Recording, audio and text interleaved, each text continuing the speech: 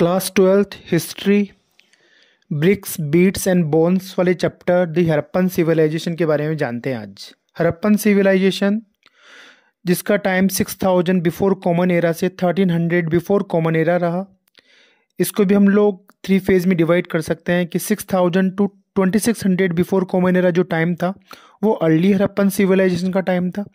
फिर उसके बाद में 2600 टू 1900 बिफोर कॉमन एरा जो मेच्योर टाइम था, मतलब कि उस समय हड़प्पा सिविलाइजेशन अपने पीक पे थी, ठीक है।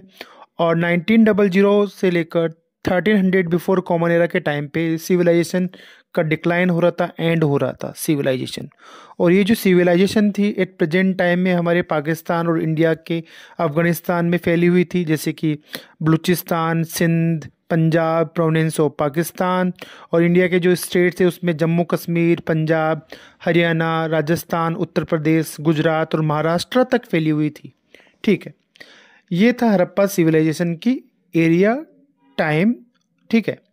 अब हम बात करते हैं कि वो लोग किस तरह से हड़प्पा सिविलाइजेशन के चैप्टर वाइज भी हम लोग जाएं।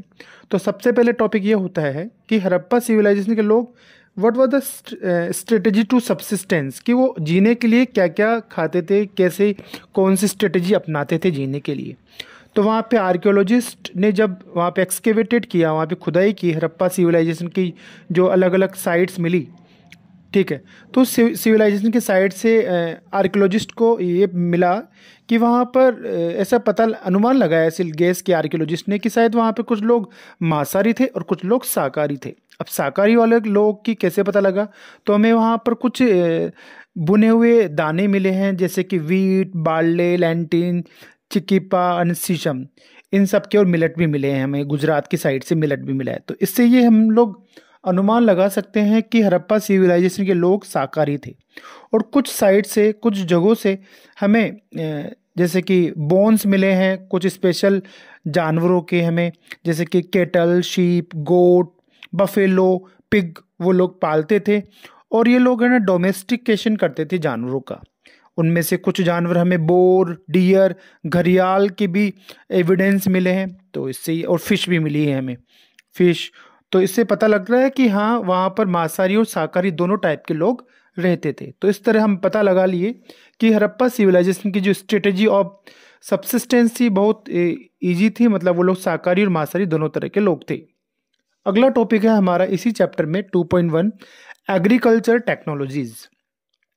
तो देखो वहाँ पर एग्रीकल्चर तो किया ही जा रहा था। अगर इस तरह की हमें पल्स और दाने, वीट के दाने, राइस और मिलेट मिल रहे हैं, तो अब एग्रीकल्चर की बात करें तो एग्रीकल्चर के लिए हमें कुछ एविडेंस मिले हैं। उन जब आर्कियोलॉजिस्ट और हिस्टोरियन ने वहाँ पे एक्सकेवेशन किया उन साइट्स पे, तो सबसे पहले हमें सील्स मिली है कुछ जगहों पे, और टेराकोटा स्कल्पचर का बना हुआ बुल मिला है।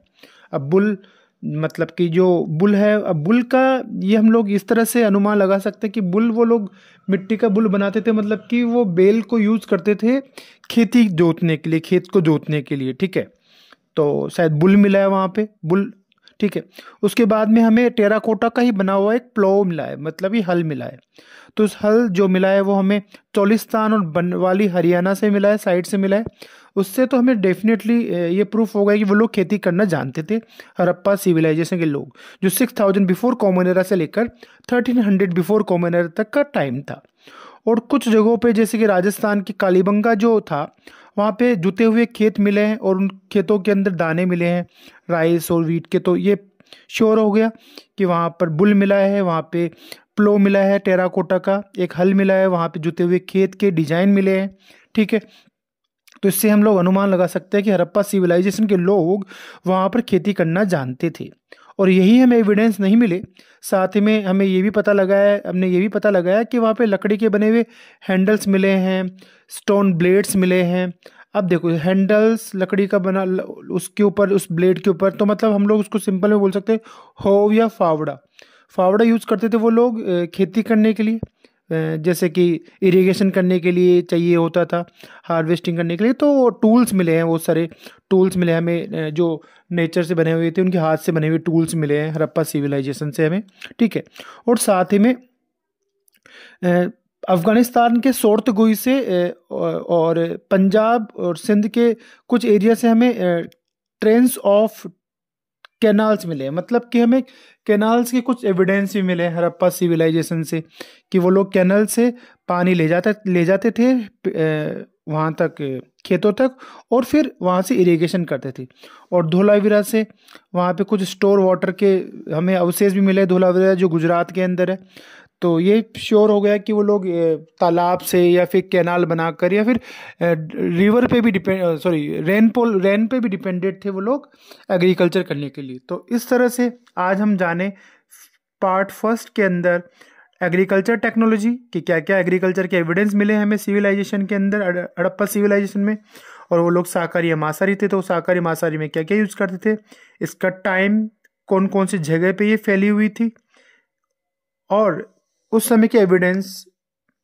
और ये फेज फर्स्ट हमारा आज समाप्त होता है हड़प्पा सिविलाइजेशन को लेकर।